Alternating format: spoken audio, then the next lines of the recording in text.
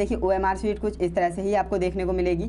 आप किस तरह से फिल करनी है, क्या क्या गलती करते हैं स्टूडेंट्स, वो मैं आपको बता देता हूँ। देखिए स्टूडेंट्स जल्दबाजी में गोले को भरते हैं, है ना। जल्दबाजी में भरेंगे तो क्या होगा, इस तरह से भर देंगे, यहाँ पर ये खाली स्पेस रह गया, तो इस तरह से आपको नहीं भरना है, ये गलत तरीका होता है ना। अब कई स्टूडेंट्स क्या करेंगे, वो जल्दबाजी में भरेंगे और बाहर निकाल देंगे गोले का, है ना, तो ये भी गलत तरीका है भाई। इस तरह से भी आपको गोले को नहीं भरना है, आपको बिल्कुल शांतिपूर्वक, है ना, बिल्कुल अच्छे से गोले को भरना है, ना बाहर निकले और ना अंदर खाली स्पेस रहे, है ना। और देखिए ध्यान दीजिएगा, जो आपका बॉल पॉइंट पेन है ना, पेंसिल से भी नहीं करना है आपको, सिर्फ बॉल पॉइंट पेन जो आपका होता है, बॉल पेन 5 रुपये में मिलता है, वो आप ले जा सकते हैं, काला या नीला कोई भी ले जा सकते हैं, है ना, ब्लैक एंड ब्लू किसी का भी इस्तेमाल कर सकते हैं। और ये जो तरीका मैंने बताया है, ये सही तरीका है गोले को भरने का, है ना, और इस तरह से आपको गोला भरना है। अब कई स्टूडेंट्स क्या करते हैं, देखिए मैं आपसे बार बार बोलता हूँ कि आपकी OMR शीट एक ऐसी शीट है, अगर एक बार उस पर आपने आंसर कर दिया तो बाद में आप तो क्या कोई भी उसे सही नहीं कर सकता, है ना। आपने एक बार जिस ऑप्शन को सिलेक्ट कर लिया उसके बाद उसे आप सही नहीं कर सकते हैं।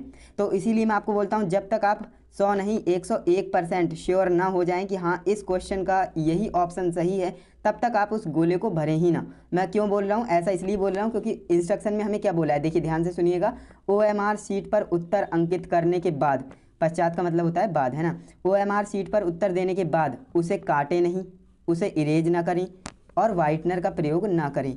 देखिए 3 चीज़ें इन्होंने बोली, क्या बोला, काटे नहीं, है ना। काफ़ी स्टूडेंट्स क्या करते हैं, अगर उन्होंने C लगा दिया और बाद में उन्हें अंदाज़ा हुआ कि यार इसका तो जो है D सही होना चाहिए था, तो करेंगे क्या, C को इस तरह से काट देंगे, है ना, और D को भरने लगेंगे।